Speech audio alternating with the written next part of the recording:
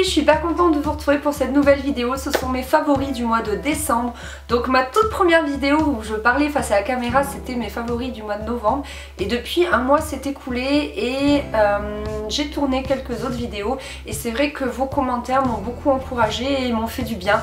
Donc voilà, je suis très contente et je vous remercie. Et donc c'est parti pour mes favoris du mois de décembre. Alors il y en a très peu au final parce que le temps passe vite et je crois que je n'ai pas assez de 24 heures dans une journée. Donc bon, très peu mais pas des moindres.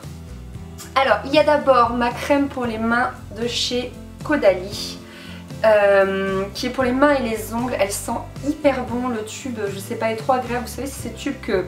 Enfin, j'ai une copine qui les utilise aussi, tu te reconnaîtras, elle me dit c'est bien parce qu'on peut bien défoncer le tube, comme ça on peut sortir toute la crème. Voilà, pas un accent comme ça, mais c'est ça qu'elle disait. Et donc le tube est vraiment bien, la crème est super parce qu'elle pénètre bien, elle laisse pas de film gras, etc. Donc je l'utilise tous les soirs, donc ça a été vraiment mon favori de décembre. Et vous voyez, je pense que j'en aurai encore pour janvier. Ensuite, il y a ce mascara dont je vais très vite vous parler dans ma vidéo pardon. Dans ma vidéo haul, bilan des produits Etam, parce qu'il est complètement dingue et la brosse est énorme et ça me fait des cils de fou. Il est vraiment top, donc je vous le conseille x1000. Ensuite, toujours dans la gamme Etam, on a les pinceaux parce que je les aime trop, qui sont trop doux.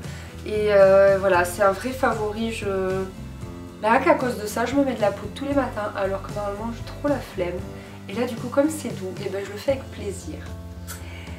Ensuite on a une palette pour les yeux de chez Benefit. Quel est son nom? Il y a tellement d'écriture dessus que... World Famous Neutrals Most Glamorous Nudes Ever. Donc c'est la palette sur les nudes. Donc en fait on a 4 fards à paupières. Un très foncé, un moyen je dirais, un plutôt rosé et un surtout mat. Les autres sont irisés en fait et celui-ci est mat. Et ensuite on a 2 fards à paupières crème. Donc ce sont vraiment des teintes que j'aime énormément, c'est tout ce que je porte. Et vous allez me dire en fait que ça se rapporte vraiment, enfin ça ressemble vraiment à la Naked 2, ce qui est fort probable et ce qui est plutôt vrai. Mais ils sont quand même assez différents et en fait surtout ce qu'ils ont de différent avec la Naked 2, c'est que eux ils ne laissent pas de dépôt sur le haut des joues quand je les applique. Et par contre les fards à paupières crème, enfin c'est la révélation de l'année, c'est-à-dire que c'est génial à appliquer, c'est de la folie pour faire les aplats sur la paupière mobile, c'est vraiment génial.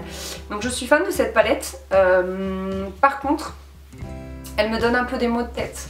Donc dans les favoris de novembre je vous avais dit que la Naked 2 ne me donnait pas de maux de tête, que par contre les Kiko me faisaient vraiment très mal à la tête, et une palette de L'Oréal aussi, et celle-ci c'est limite quoi. C'est limite si elle me donne pas des maux de tête, donc je suis un peu triste parce que je l'aime beaucoup. Alors je sais pas, mon chéri me dit que je devrais essayer d'identifier l'ingrédient qui me donne mal à la tête, mais je vous avoue que j'y comprends rien entre les méthyl, les propyl, les balabyl, je comprends rien, je ne sais pas lire une étiquette de produit, j'avoue tout. Non franchement, je comprends rien, donc je sais pas. Est-ce que vous aussi les fards à paupières vous donnent des maux de tête ou pas du tout? Est-ce que je suis vraiment un alien et on ne comprend pas ce qui m'arrive? Je sais pas, j'aimerais bien ne pas être la seule, ce serait cool de partager avec vous. 36-15 ma vie. Ensuite, autre découverte de l'année, c'est en fait j'aurais dû appeler cette vidéo les découvertes de l'année 2014 J-2. En fait c'est les brosses Tangle Teaser. Donc pareil, ça a fait le buzz sur YouTube, enfin pas sur YouTube mais ça a fait le buzz sur internet au niveau des blogs beauté, etc. Et moi je débarque 1000 ans après. Donc en fait c'est une brosse à cheveux. Bon il y a un truc pour fermer, bon éventuellement pour la balader c'est quand même mieux, ça accroche moins les trucs dans la valise. Et donc en fait c'est une brosse à cheveux avec des picots relativement courts et donc au niveau de la prise en main elle est top, et c'est surtout une découverte parce que grâce à ça je m'arrache beaucoup moins les cheveux, c'est-à-dire qu'avec une brosse classique elle a grippé tous mes cheveux, je les perdais mais de fou, elle était pleine de cheveux direct, c'était très crado, alors que celle-ci pas du tout. Et par contre je trouve qu'il faut s'y habituer, c'est-à-dire qu'il faut arriver à la prendre en main. Je trouve que en revanche elle démêle pas très bien, voilà, si on fait juste ça comme une brosse classique c'est bof. En fait il faut vraiment voilà, prendre mèche par mèche et bien prendre le temps de se brosser les cheveux. Mais sinon après ça, je trouve il ressort brillant, il ressort lissé. Enfin vraiment c'est la découverte quoi, c'est à dire que du coup bon j'ai pas jeté ma brosse à cheveux parce que bah c'est dommage quoi, elle est neuve, elle marche très bien. Mais je ne me sers plus que de ça parce que c'est vraiment fabuleux, je suis fan, je vous les conseille. Et enfin j'ai 2 favoris déco, donc forcément qui dit mois de décembre dit bougie de Noël. C'est une Yankee Candle, c'est la Snowflake Cookie. Donc elle sent mais divinement bon, c'est... Là ça sent des sucreries, ça sent le sucré, ça sent Noël. En plus elle est rose, elle est girly, j'aime trop. Mon chéri valide aussi, c'est comme quoi c'est peut-être pas une odeur que girly, ça va, ça passe. Et vraiment j'aime, et ce format c'est 411 grammes, les 1 gramme sont très importants. 411 grammes et ça moi c'est suffisant pour embaumer tout mon salon, donc je l'aime trop. Elle a été super, voilà, pour me mettre dans l'ambiance de Noël, ça a été impeccable.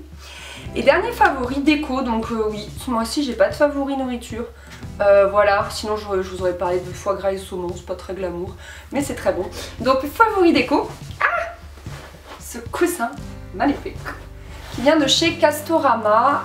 En fait je suis en train de changer ma déco dans mon salon qui était sur des bases de taupe gris, noir, blanc et surtout une pointe de rouge.